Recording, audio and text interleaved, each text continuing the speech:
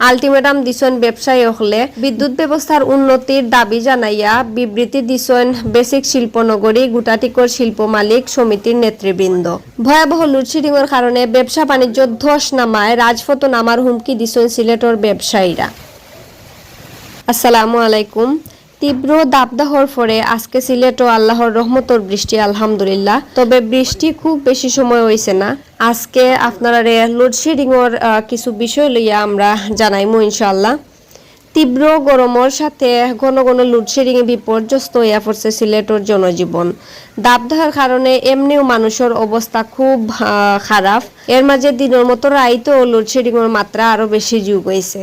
এতে করিয়া মানুষের স্বাভাবিক জীবনযাপন জেলা বেহতর, এর পাশাপাশি ব্যবসা বাণিজ্য অচল অবস্থা বিরাজ করে। বন্ধ হওয়ার ফলে ছোট ছোট কারখানাগুলা, শিক্ষার্থীসকলের পড়ালেখা ব্যাহত হওয়ার পাশাপাশি মানুষের কর্মস্থল কাজ করা দুর্বিষহ হইয়া উঠছে। প্রচণ্ড গরমে লোডশেডিং বেশি মাত্রায় হওয়ার কারণে বিশেষ করে বৃদ্ধ এবং শিশুরার কষ্ট চরম পর্যায়ে গিয়া পৌঁছাইছে। হাসপাতালও বাড়ছে রোগীর সংখ্যা। এই পরিস্থিতিতে জনমনও বাড়ছে খুব।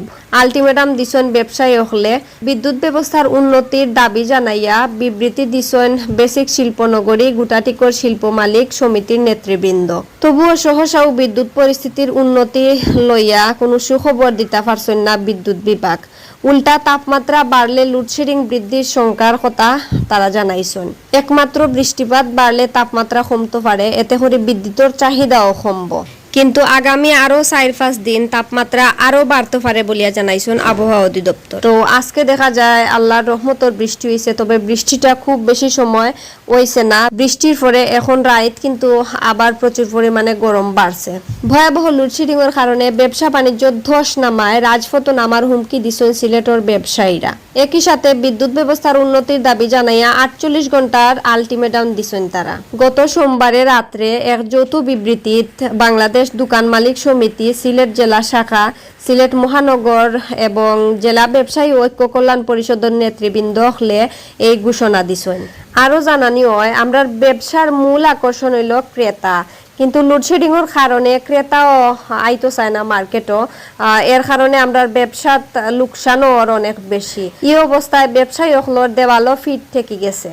তারা কইছেন সিলেট বিভাগও 1700 মেগাওয়াট বিদ্যুৎ উৎপাদিত হইলে পুরা বিভাগর 700 মেগাওয়াট বিদ্যুতের চাহিদা পূরণ হন না। এই ক্ষেত্রে মারাত্মক বৈষম্যর সম্মুখীন ওইরা সিলেটবাসীর প্রতি বিদ্যুৎ নিয়ে ইলাকান চরম বৈষম্য বন্ধ করা উচিত। সিলেটও সর্বনিম্ন বিদ্যুতের চাহিদা পূরণ করা উচিত। অবিলম্বে সিলেটও বিদ্যুৎ সমস্যার সমাধান না হইলে ব্যবসায়ীরা ঐক্যবদ্ধভাবে মাঠে নামার হুঁশিয়ারি উচ্চারণ করিয়া তারা কইছেন প্রয়োজনে বিদ্যুৎ অফিস ঘেরাও করা হইব।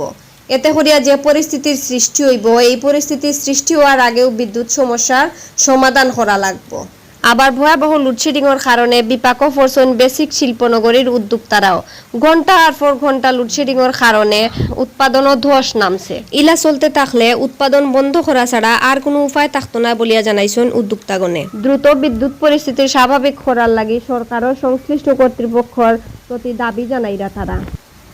আরো জানা যায় উৎপাদন ব্যবস্থা ব্যাহত হওয়ার কারণে প্রতিষ্ঠানগুলা ঠিকমতো শ্রমিকসকলের পারিশ্রমিক দিতে পারে না। এছাড়াও ব্যাংকের লেনদেনের টেকায় নির্মিত প্রতিষ্ঠানগুলার পক্ষে নিয়মিত লোন পরিশোধ করা সম্ভব না। সরকার নির্ধারিত ভ্যাট ট্যাক্সর অর্থ পরিশোধ করা দিন দিন অসম্ভব হইয়া দাঁড়াইছে। এই ব্যাপারে বিদ্যুৎ বিভাগের নির্বাহী প্রকৌশলী এবং প্রধান প্রকৌশলীর লগে একাধিকবার যোগাযোগ করা হইলেও তারা কোনো সদুত্তর দিতে পারছেন না বলিয়া জানা গেছে। এমন অবস্থা বেশি দিন চলতে থাকলে কারখানা গুন্তাত শ্রমিকসকলের অসন্তোষ সৃষ্টি হইব, বাজারও অস্থিরতা বিরাজ করব, শিল্প কারখানার মুনাফার উপরে চাপ পড়ব, আয় প্রবৃদ্ধি ও সরকারের রাজস্ব আয় প্রাপ্তির উপরে নেতিবাচক প্রভাব পড়ব।